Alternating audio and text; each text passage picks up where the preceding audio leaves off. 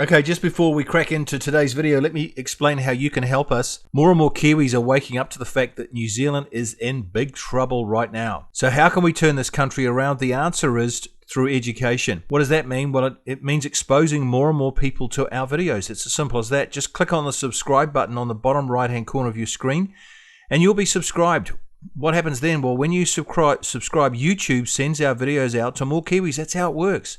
Well, hi, you beautiful New Zealanders. In today's video, we're going to look at what's turning up in Christchurch letterboxes. You're going to be amazed. So we have a team of people in Christchurch who are delivering flyers and brochures to letterboxes. Just today, we received the flyer or the pamphlet on the right from one of our supporters who lives in that city. So in this video, I'm going to break this flyer down paragraph by paragraph, commenting on it. First up, I'd encourage you to read the flyer yourself. Just stop the video, pause the video, and think about how you would respond. Then compare what you say with what I say. So don't forget to leave your comments in the comments section of this video. So let's go. All right. This group says their purpose is to challenge misinformation. As usual, they don't say what this misinformation is. Yes, they are right about Stop Co-Governance being a movement. We have people on the ground in many cities and towns now, and it's growing more and more as people awaken to the realities of Maorification, cultural conditioning and co-governance. All of us are being conditioned all the time. Our YouTube video channel has grown 600% in the last year thanks to all of you passing on our videos to your friends and family. You guys are doing a phenomenal job. It appears that NTSG, that's this little organisation that put out this pamphlet, is officially part of Ngāi Tahu, and you can look at their website there. So here we see the group disseminating misinformation in this first paragraph. Well, how so? As I have shown in other videos, Seymour's bill faithfully reflects the original meaning, true meaning and intent of the treaty. There was never any promise of compensation payments to Maori in the treaty. Compensation for violation of the treaty was introduced by various governments after 1840. If a government stops making compensation to Maori, that would be the government making those decisions. It has absolutely nothing to do with the treaty whatsoever. Well, you know, I actually hope the government does review its commitment to compensation. Why is that? Well, the entire justification for settlements is now being contested and refuted by Dr. John Robinson in his latest book, Who Really Broke the Treaty? And he says in this book, he says all treaty settlements are based on the Crown having broken the treaty. Since that is not so, i.e. the Crown did not breach the treaty, all such settlements are a fraud. There is no justification for the continued existence of either settlements or the Waitangi Tribunal, and there's the reference. Now, I was talking to one of our supporters who's read this book, and he only got to, well, he's reading the book, and he only got to page 10, and he had to leave it because he was so angry about what he was reading. And so I encourage you to get this book, to read it and really digest it and think about it, because I believe in the days ahead there's going to be a huge challenge to future settlements to Maori. All right, the key question is this: does David Seymour's bill violate the treaty? Yes or no, or maybe? Well, the answer is definitely and emphatically it's no. So let's have a look at this. Here's the Treaty of Waitangi, here's the truth, and here's David's original 3 principles. Well, here's the preamble of the treaty. In the preamble, the British agreed to set up a government for Maori and non-Maori. And there's David's first principle in red, that the government has the right to govern all New Zealanders. So what I'm saying is that the preamble of the treaty synchronizes beautifully with David's first principle. Then we move to Article 1, Maori ceded sovereignty. And, you know, David presumes that Maori ceded sovereignty, and Maori did cede sovereignty, because you can't set up a government for Maori and non-Maori if they didn't cede sovereignty. Maori had to give the British permission to govern. And then Article 2, Sentence 1, the British promised to protect Maori and all New Zealanders in the ownership of their land, dwellings and property for as long as they owned them. And there's David's second principle, that the government will honour all New Zealanders in the chieftainship of their land and all their property.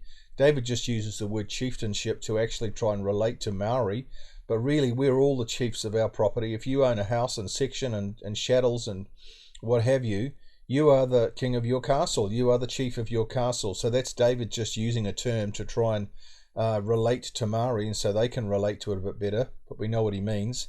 And what about Article 2, Sentence 2? The British would buy land from the chiefs, and David presumes that that's what they did, and they did do that. And then Article 3, Maori became British citizens, thus equal before the law with all other citizens. And here is David's third principle, that all New Zealanders are equal under the law with the same rights and duties. And so David's third principle synchronizes beautifully with Article 3 of the treaty. And then the affirmation, the chiefs understood and agreed to all they were signing up to. And that's exactly what they did. And David just presumes and is right about that they did sign saying they understood and agreed to all they were signing up to. So really, David's case is bulletproof, and he's done a great job on that. All right, back to the pamphlet. Remember, this pamphlet, or this little piece of paper that's put out by this group, started out by saying that it was an independent organization established to counter misinformation. Yet their pamphlet is loaded with misinformation, as I have said. Here is a little bit of new misinformation. Maori are indigenous, it says. Well, the Cambridge Dictionary defines indigenous like this: used to refer to or relating to the people who originally lived in a place, rather than people who moved there from somewhere else. While all other definitions of indigenous on the internet are compromised, they have been doctored. For example, it is now common to read descendants from the earliest known inhabitants of a place, and especially of a place that was colonized. That is a polluted, doctored definition of indigenous. Maori came here from Hawaii around 1250 AD. So they don't fit the definition of being indigenous. They were people who moved here from somewhere else. If Maori were indigenous, there was never a time when they were not in New Zealand. Well, that's just not true. There was a time when Maori did move here, so they are not indigenous. Even Winston Peters, a Maori, was sure of this, so watch this. Today, you were reported by the New Zealand Herald, and I'm reading that this morning. You won't probably be very upset about those headlines. That you told supporters at a public meeting yesterday that Maori are not indigenous. Your quote is saying, "Here's the rub, if you are Maori, we're not indigenous." Now, you said that in the context of the United Nations Declaration on the Rights of Indigenous Peoples, which has been used in New Zealand by some, and certainly by the upper echelons of the public sector, to bring in co-governance and a large number of people think some form of apartheid into this country. Is that what you were meaning in terms of your context? Well, precisely. Look, it's 2007. I'm the foreign minister dealing with the United Nations, and when this came up, I met at Berkeley at a Helen Clark. We're not starting this up because it's against our constitution. It is ridiculous when it's replying to Maori, and it's against our laws, it's against our democracy. What you've got here is a leverage which says that in a conflict on law, then the law of the people who are regarded as indigenous will prevail over, and that's LORE, will prevail over the LAW of the other population. And that's and also other defects. And I said that, and Helen Clark would see it and didn't dispute that with me either. And then along comes John Key, and with the ACT Party and the Maori Party, they go and sign up in 2010, and the rest is history.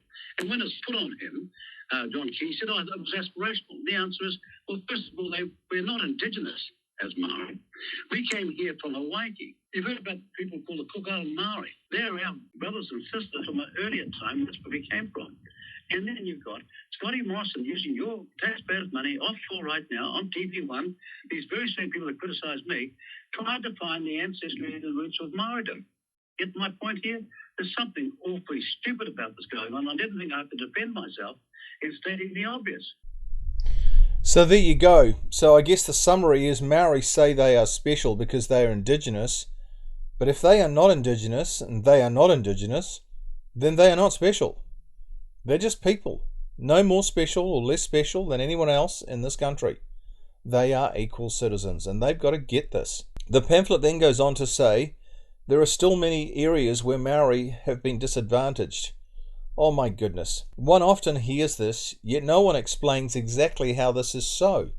How are they disadvantaged? I have challenged Maori to name just one service, or thing, or facility, or institution which non-Maori can access that Maori can't access. There is not one thing, not one. In fact, Maori often have more access to services, things, facilities and institutions than non-Maori. Isn't that true? For example, many Maori businesses pay only 17% tax, while the rest of us pay over 30%. Many Maori businesses are set up as charities, so pay no tax. Waikato Tainui, for example, their 2014 report says the Raupatu Land Trust had a net profit of 70.9 million, distributed 6.1 million to shareholders, and then claimed has got a net worth of 783.7 million and paid an income tax of only 342,000. Well, how do you work that out?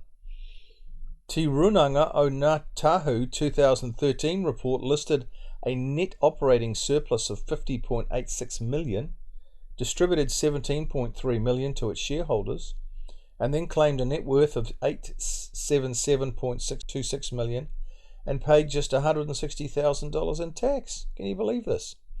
And there's the reference. So there's an endless list of Maori advantage in this country. The playing field in New Zealand is not level. Don't we all know that? Maori are an advantaged cultural group in New Zealand. They are an elite class of people. We are living in an apartheid ethno-state. We're like living in South Africa, except, a lot of people are not noticing because we're like frogs in the pot who are slowly being boiled. And we don't realize the temperature is rising. Of course, when the pamphlet says the group says their purpose is to challenge misinformation, it turns out they are themselves, that's the group, the chief purveyors of misinformation. They're the ones putting out the misinformation, not Stop-Go governance. Many people in Christchurch and other cities where these pamphlets are being distributed will be sucked in. They will believe the nonsense the pamphlet is peddling and won't see it for what it truly is. And what is it truly? Well, it's lies and propaganda, nothing less. Okay, that's enough for today, you guys. I'll see you tomorrow. I'll finish off the pamphlet tomorrow. And you guys are awesome. Please like, share, and comment on this video. It really helps. See you tomorrow. Okay guys, that's enough for today's video. Thank you so much for watching. Now we need your help with something. This is important. We have produced some great flyers and brochures which we want to get into the hands of all New Zealanders. So we need to go around the mainstream media. They're not going to help. In fact, they're making things a lot worse. So we have to go around them. And we need your help to make this happen. We can't do this without you. So what are we talking about? First, there is our business cards. They're only 3 cents each plus courier to get them to you. Then there is our latest booklet called The Psychology of Takeover, 19 strategies Maori activists are using to take over the country. It's 80 pages and packs a huge punch. So they're cheap, they're $3, and they're absolutely fantastic if you want to get a handle on what's actually happening in New Zealand. Then we have a few thousand of our original Stop-Co governance booklets left over from my tour in 2023. Remember these? You'll remember we printed 550,000 of these. Well, these are now free because we realized that only about 1/3 of New Zealand houses got this booklet last when I did my tour, and so we want to get to the other 2/3. So if you do a few streets around where you live, that would be absolutely phenomenal, and they are free now. Then we have our MACA, that's Marine and Coastal Act brochure 2, which alert people to the loss of our beaches. We're in danger of losing all the beaches around New Zealand. The text is written by Graham Adams, who's a great author. These are now free. And then we have our beautiful bumper sticker, which we've just made. And why are we doing this? Well, New Zealand's identity is under threat. We know that. First activists have and are still trying to change the name of New Zealand to Aotearoa. We don't want that. We must oppose this. This is rubbish. Where's the referendum saying that we want to change the name of the country? There was none. It was just forced on us. Second, Maori sovereignty flags are appearing more and more all over the place, and they're just treason. So we've got to get these bumper stickers out. So we've printed some awesome bumper stickers. They're $3 each, and they measure 21.5 by 6.5, so you can see how big that would be on your car. To get any of these free products, all you need to do is pay for the courier to get them to you. For the products that cost something, like the bumper stickers or the little psychology booklet, it's the cost plus the courier to get them to you. So to order any of these products, just use this email address, cards@stopcogovernance.kiwi, and we'd love to hear from you. Finally, if you want to access all the videos we've ever made, including all our most viewed and most popular videos, and have them all in one place, which is what people are asking for, then just type in this address into your browser. There it is there, https www.youtube.com/@StopCoGovernance, and you'll find it goes straight to our channel. Then what you do is save this address to your computer as a favorite. Job done. Well done. Then you've got them all in one place forever. And all the new ones that are coming in get placed into that address, so you won't miss anything. Okay, last thing, please, oh please, don't forget to subscribe. When you subscribe, you'll get the latest videos straight into your inbox. You'll never miss a video, which is great. You'll link up with like-minded people all over New Zealand, and that's very, very stimulating to have meet up with all these people who think like you. You'll be telling YouTube, I like these videos, and they will respond by advertising our videos to more Kiwis for free. It's incredible what they do, but it just relies on you replying to comments and making comments and liking things and sharing things and activity. That's what it is. It's just activity on our channel. And turning New Zealand around is simply a matter of reaching more Kiwis with the truth. So just click on the subscribe button on the bottom right hand side of your screen. The little yellow arrow is showing you where it is, and you'll be subscribed. Okay. See you next time. You guys are awesome.